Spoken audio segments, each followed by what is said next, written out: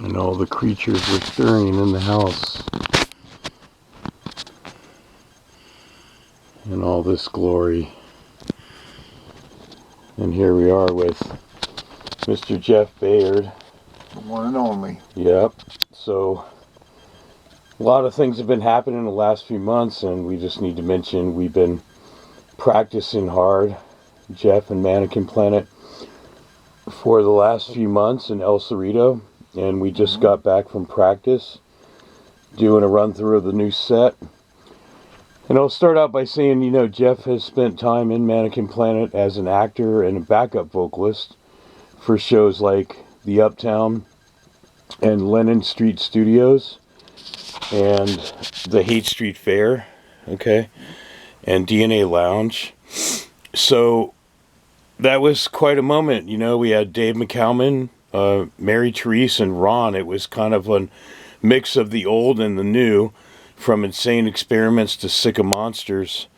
And, you know, what were the highlights for you out of, like, say, those 4 or 5 shows you got down on?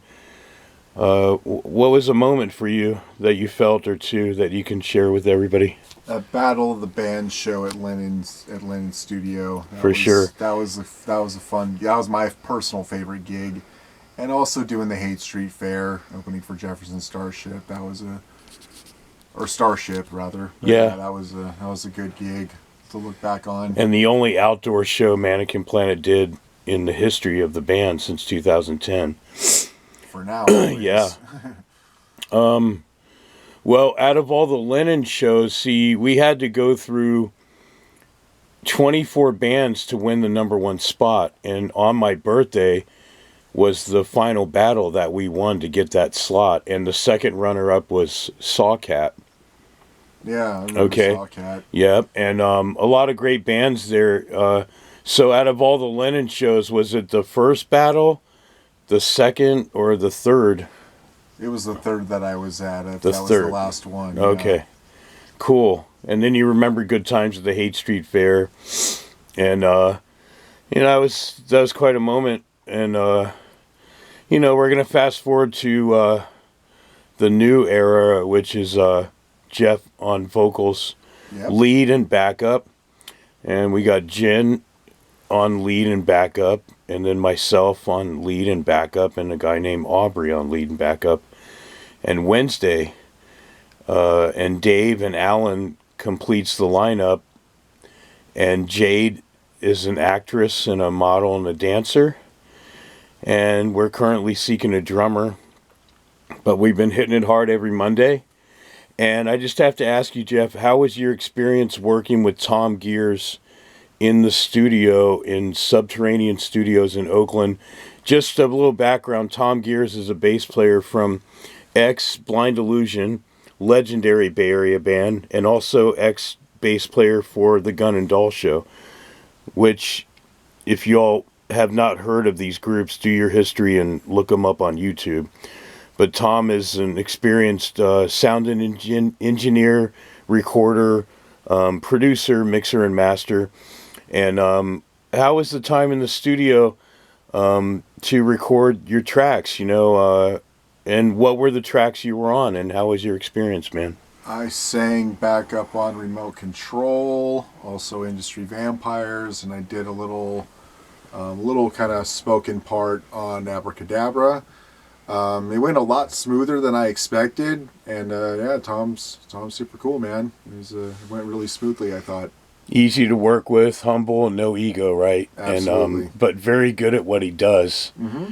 and very personable, and you know, just one of the dudes hanging out, man. You know, that's how I felt. Like, you almost felt like you knew the guy longer than, you know, a day, or when I met him one other time before that. He's very cool and quite talented.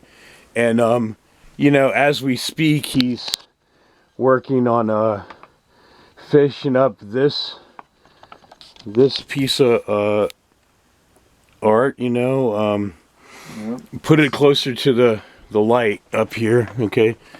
Now there it is for you all. That is the new album cover, and it's called A Living Statue in a Dying World, Mannequin Planet. EP, 5 new original songs you've never heard of, and a cover tune of Duran Duran's Girls on Film, going with the concept of Mannequin Planet because we have actresses, models, and dancers, and we're playing up the whole Girls on Film being models and actresses, and Mannequin Planet being a fashion movie band. So it makes sense that we do Girls on Film to kind of go with the concept of what Mannequin Planet's all about. Multimedia, every type of entertainment under one umbrella, and we give you comedy, we give you action on stage, skits, costume changes, and modeling photo shoots, robot mannequins. And so let's get into your musical influences now.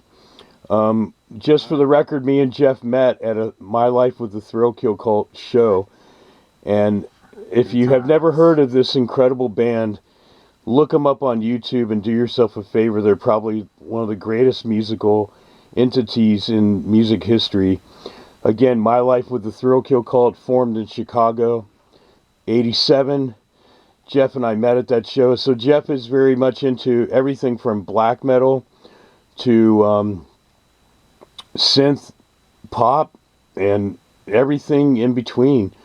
Take it over. What are some groups that influence you over the years from the past to the present? Oh man, so many. I mean, there's you mentioned black metal. I like stuff like Mayhem and Immortal and Sarcophago and all those bands from everywhere from Norway and Sweden to Brazil, all over the world.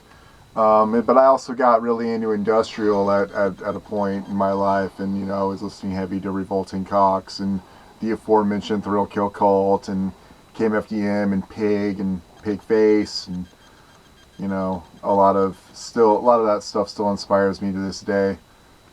Right on.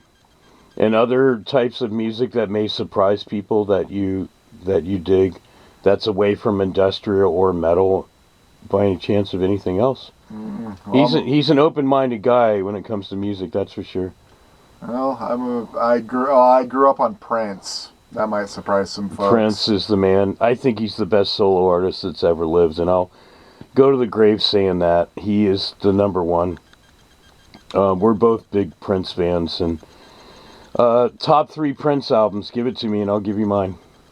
Ooh, I guess I go no particular order, but I have to say that that early mid-'80s, like everything he was doing, Controversy, 1999, Purple Rain.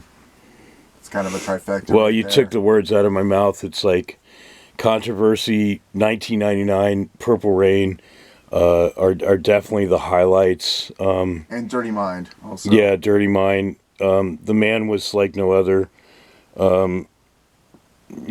Pushed the androgynous boundaries beyond, who could sing and dance and in the highest falsetto, play every instrument better than anybody. Yes. Holy cow. What a performer. So we were in the recording studio last Monday working on the new EP. We're gearing up to do shows March, April, May, and so on, all the way through October, November.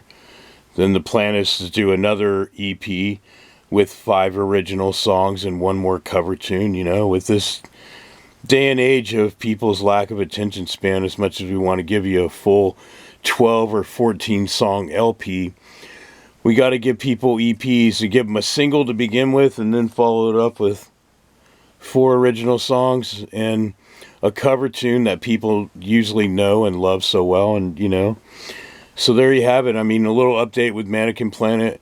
We're gonna be interviewing other members of the band and find out a little background.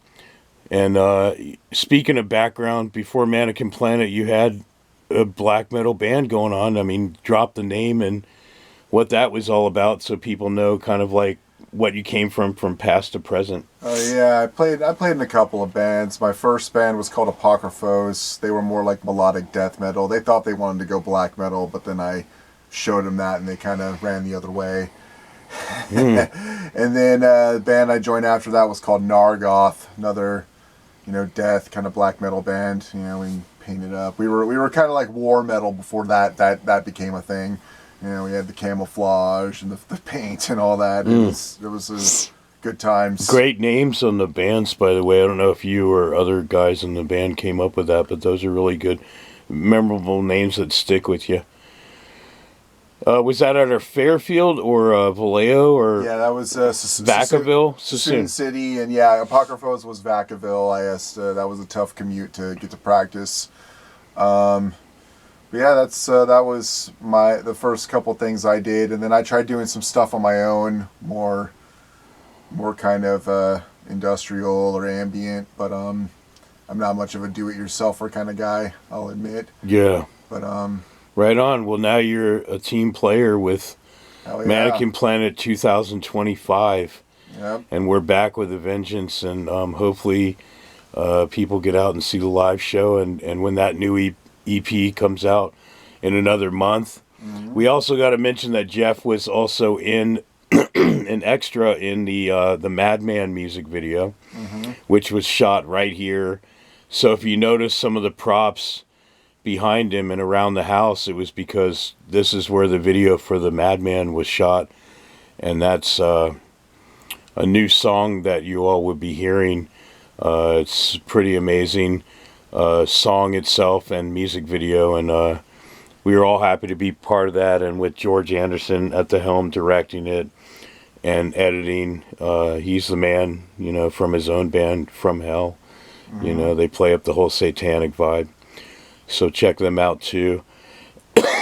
And we'll end this interview, and we'll see what other members of the band have to say from their past to the present, coming together now to have Mannequin Planet taken to the next level, and a new chapter, which we never thought would happen, me or this guy, because we honestly thought it was dead after the last show at Slim's in 2017.